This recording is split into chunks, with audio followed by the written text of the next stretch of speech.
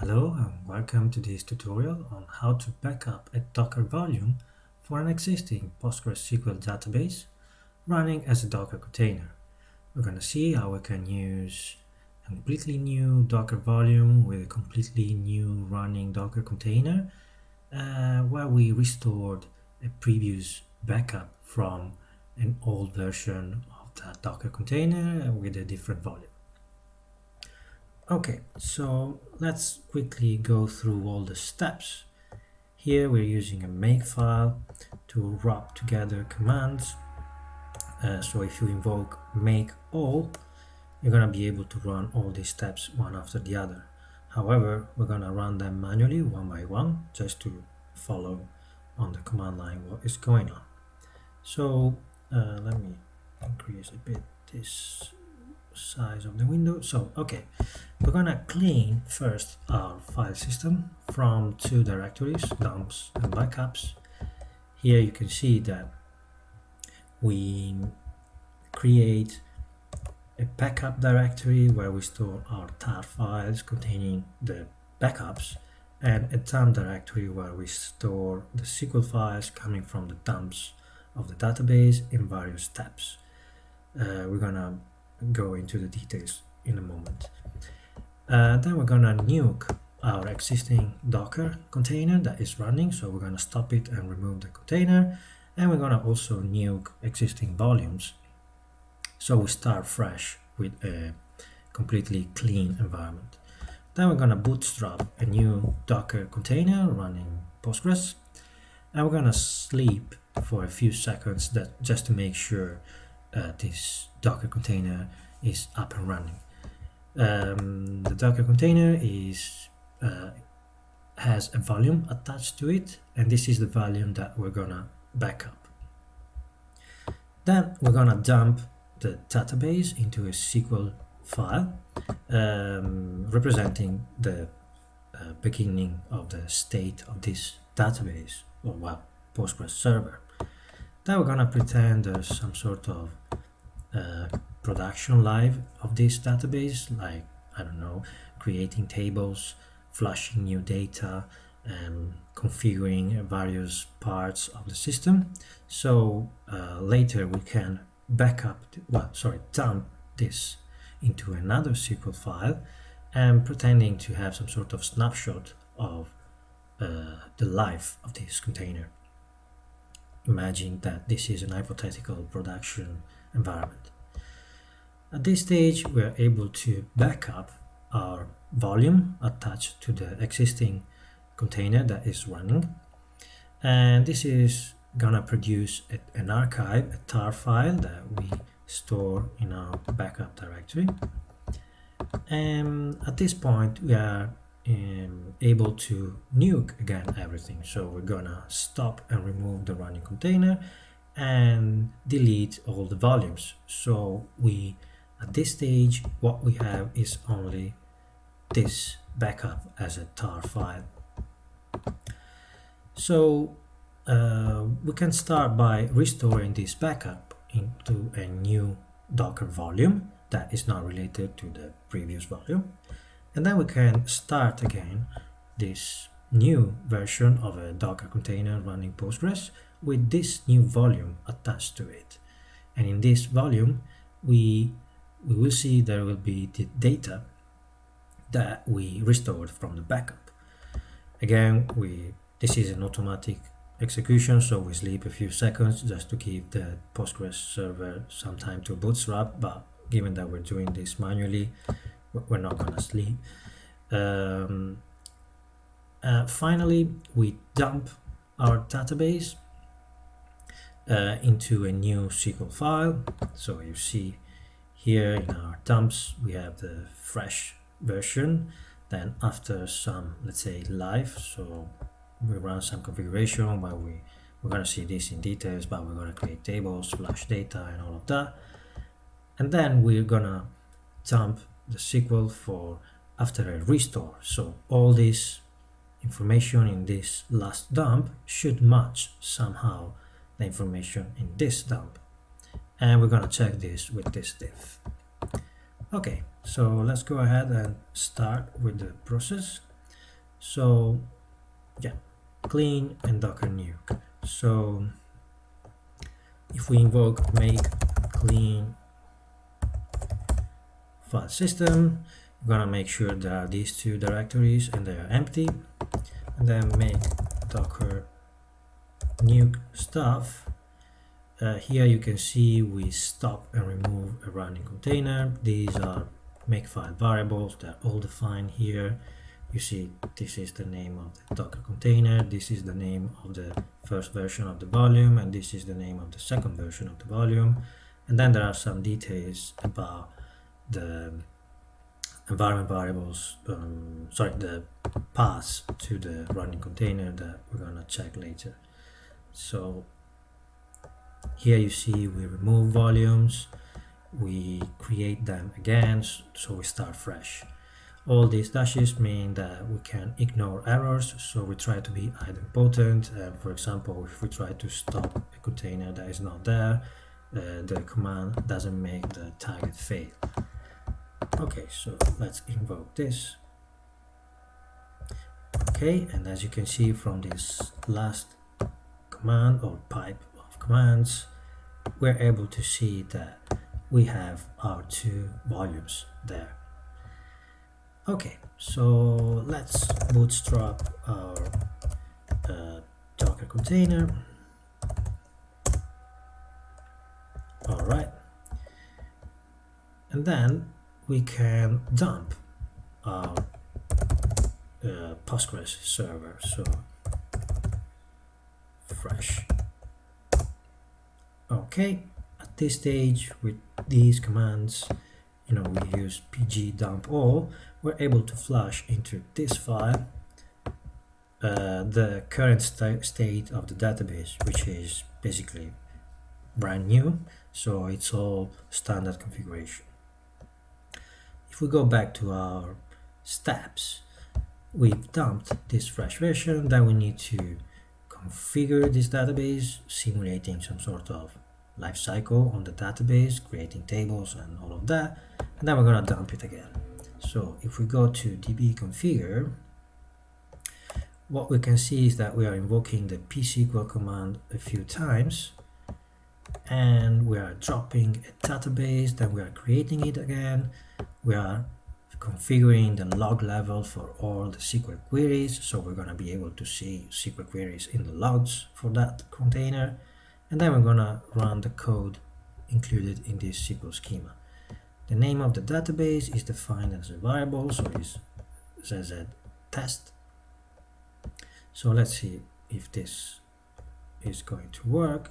So db configure, make db configure. All right, here you can see all the commands, the psql commands. So we dropped the database, we created again the database, we added some configuration details about showing the SQL queries in the logs, and also we invoked this schema. So let's briefly check this schema. We dropped this table if it was there, then we created the table again. It's just a very simple table with an ID column and a category column, and then we flushed 3 records into this table. Alright, so if we go back to our steps, now that we have configured our database, we're able to dump the snapshot as a SQL file again. So we're gonna run this command. So make db dump after config. Alright, now if we list the files that we have in our dump directory, you see we have 2 files, the initial state of the database and then after configuring the database. At this stage, we are able to back up our volume. This is gonna be done via another container, and simple Ubuntu container that is basically acting as a wrapper for the tag command. You see we are attaching the volume from the container with Postgres, and then we are mapping our backup directory in our file system into the backup directory inside this running container with Ubuntu. And then the tar command is going to store a tar file in this backup directory inside the Docker container with the data coming from the volume of our Postgres database. And if we go back to our db up command, you see that the volume is containing all the data.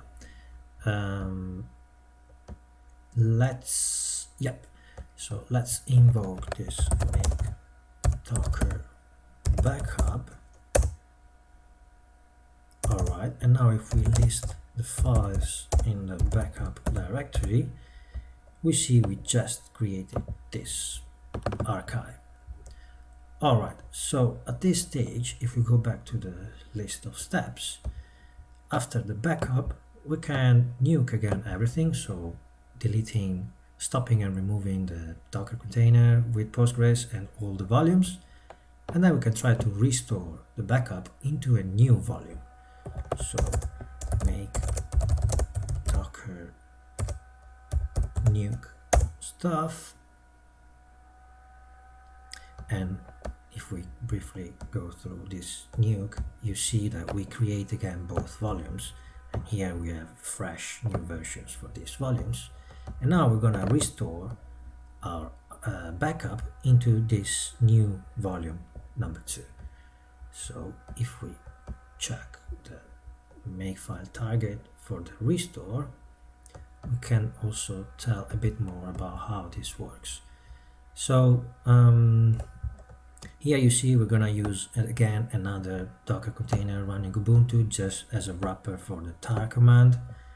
We are mounting this new second version of the volume into the restore directory inside this Ubuntu Docker container that is running the tar command, and then we're also attaching the volume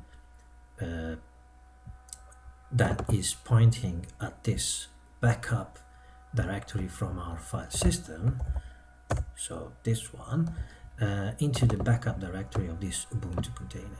And what's going to happen is that, given that now inside the Ubuntu container we have our archive, we are able to unwrap this archive into the restore directory that is mapped into the second Docker volume that we're going to use with the Postgres container. And the only caveat is about using this command line parameter for the tar command that is called strip components, and this is because the way the tar command works, and if we don't use this, that means that in this second volume we're gonna see a path like this that is basically reproducing 2 times the original path that we want to use. So please make sure you use strip components, so you just are going to see only one path, and that is directly pointing at where the data with the backup is. So let's invoke this.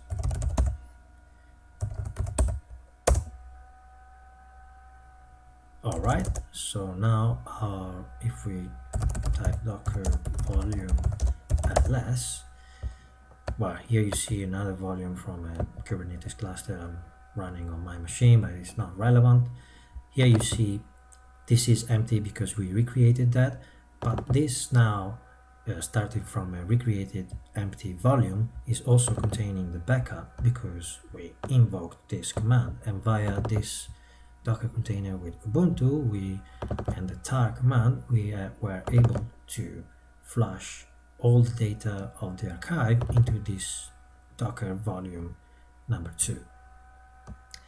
Now if we go back to our steps, we restored our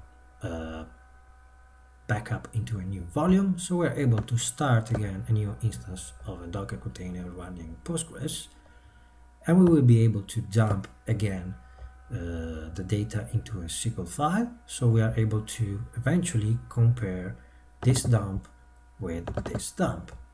So let's go to the db up2 target for this makefile, and here you see we're mounting the docker volume 2 into our data directory. One thing to bear in mind is this pg data environment variable. Given that this is a fresh new version of a Docker container, the Postgres bootstrap is using this initdb routine to basically set up the Postgres server.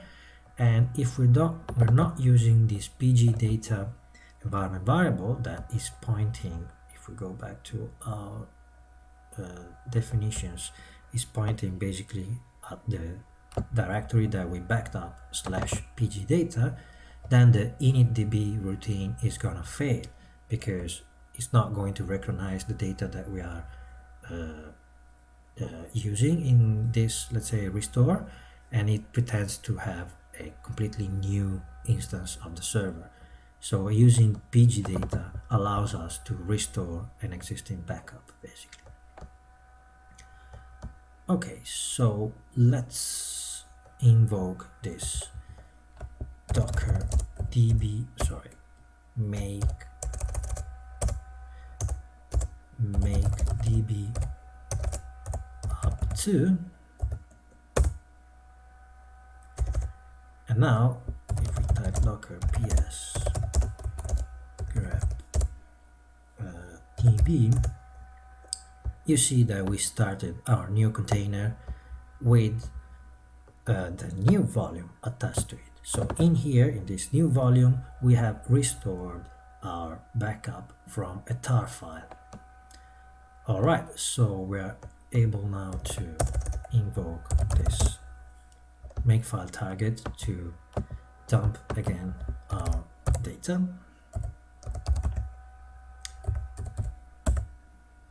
Restore. Alright, all good. And now we're able to perform a diff between the data coming from the original Docker container with the original Docker volume and the data coming from the new Docker container with the new Docker volume, and hopefully they're gonna be the same. Sorry, make diff db, and they are the same indeed. We can also check with meld. So meld 02, dump 02 and dump 03. Alright, as you can see, the files are identical. Now, an extra check we can perform is via using the psql command to connect to this Docker container that is running Postgres. Let me pick up, basically the psql command. So make db connect. Now that we are in, we can list all the databases, and here you see the database we created, and we can change into that database. Alright, and now we can display all the tables, and here you can recognize our table that we defined with our SQL here. And now we can basically display all the data, all the definition of all the columns from this table. So here you can recognize the columns that we defined in this SQL. Okay, we can exit here. And one final thing, just out of curiosity, if you remember, we dumped the database as a SQL file when we bootstrapped the Docker container for the first time. So we can perform a diff between this 01 and 03, and hopefully we're gonna see all the information related to what we did so far. If you remember, we configured a database, like we set log levels and then created tables and flushed some data into these tables. So meld dump 01 and then dump 03. Okay, as you can see, in this final version of the dump, Here we are dropping the database we created, and back to the bottom of this file we are also able to recognize some details about the log statements configuration that we altered, but also the table we created, and finally the data we flushed into this table. Alright, that's it for today. I hope you found this video interesting, so you're able to play around with backing up Docker volumes attached to running Docker containers. Happy Docker DevOps maintenance to everyone, and I will catch you on the next one.